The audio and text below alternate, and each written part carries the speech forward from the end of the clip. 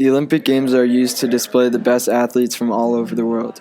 Each country sends their best team to represent them during the competition for national pride. It is a huge honor to be chosen as an Olympic athlete because it means you are the best athlete in the country, and you have the chance to prove that you are the best in the world. The Olympics are a tradition that dates all the way back to 776 BC. They are meant to honor Zeus, an ancient Greek god. It was banned by Emperor Theodosius in 393 AD as a ban on all pagan cults.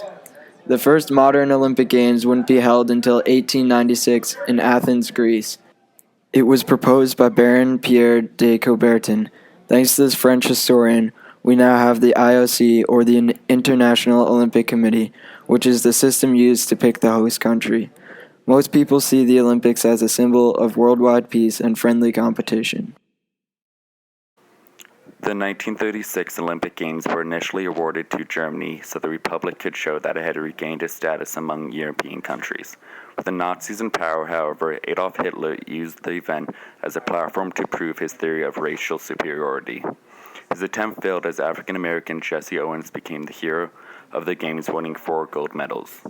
During the long jump competition, Owens' German rival Luz Long publicly befriended him in front of the Nazis. Luz Long was killed during World War II, but Owens kept in touch with his family for long after the war.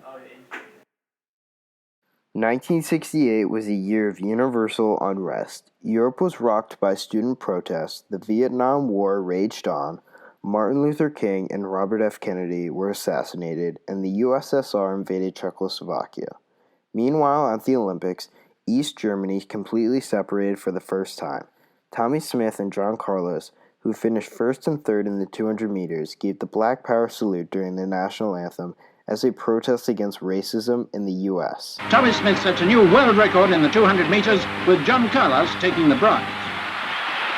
And I'm supposed to stand up there and look at a flag, put my hand over my heart, saying how proud I am because this flag has represented me? I don't think so, because it did not. So when the national anthem started playing, I was not looking at the ground. I was praying, the Lord's Prayer. My head bowed and my fist went up in the air. I wore black gloves to represent social power or black power. I wore socks, not shoes, to represent poverty. I wore a black scarf around my neck to symbolize the lynching, the hangings that black folks went through while building this country. And their fists clenched defiantly in the air. I think that that is one of the most abiding political images of the entire century. Of course, remember the images of the Black Power salute on the rostrum. And you know, of course, at the time, I didn't really realize the significance of it. I was in Jamaica as a little boy, didn't know anything about it. And of course, even now, you remember the powerful images. The people sitting at home watching was shocked because what we stood for was equality, a social equality.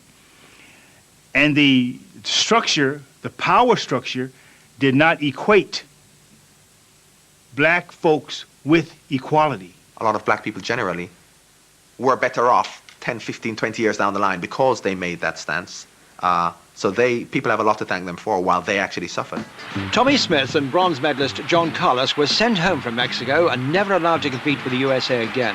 Back home, both men lost their jobs and faced death threats. We were athletes dedicated to making a change in the 60s. And that's what we did. We were very proud black men. The 1972 Olympics were the largest games the world had seen, yet they were staged. The games were supposed to represent peace, but the Munich Games are most often remembered for the terrorist attack that resulted in the death of 11 Israeli athletes.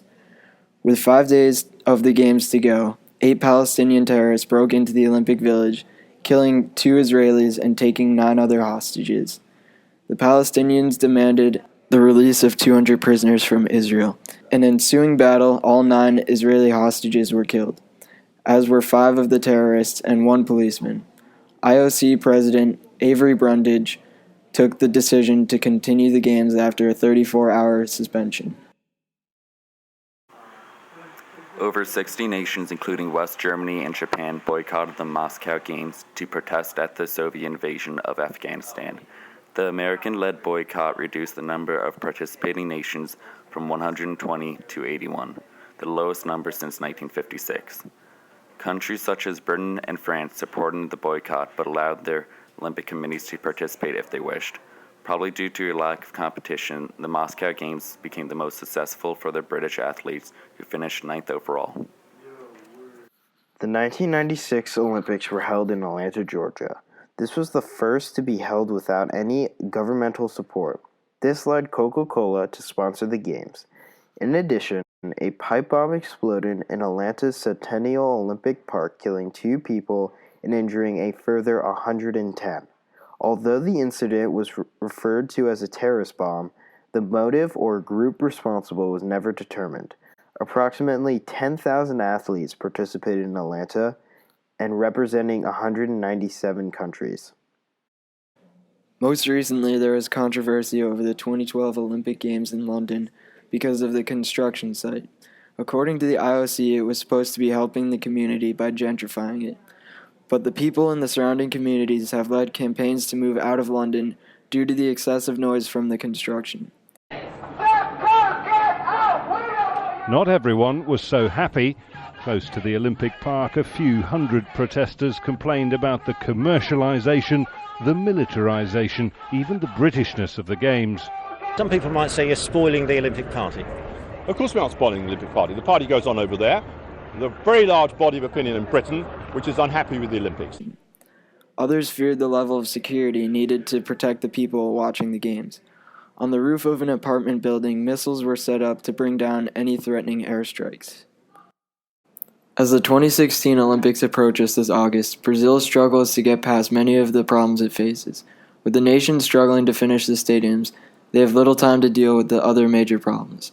The Zika virus is still spreading in Brazil, and without there being a cure, most people are afraid to go.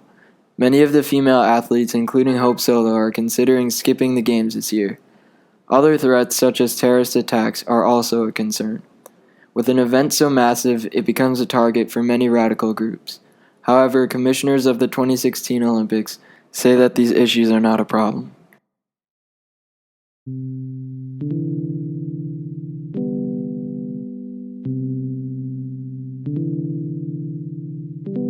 This whole business has been posited on the idea of creating a heritage or a legacy, and that's getting it the wrong way round. Nobody can say what the future will be. The thing you have to work on is the present. You can't set out to create legacy. Legacy is what happens. You can't just say, look, I've just made some legacy here.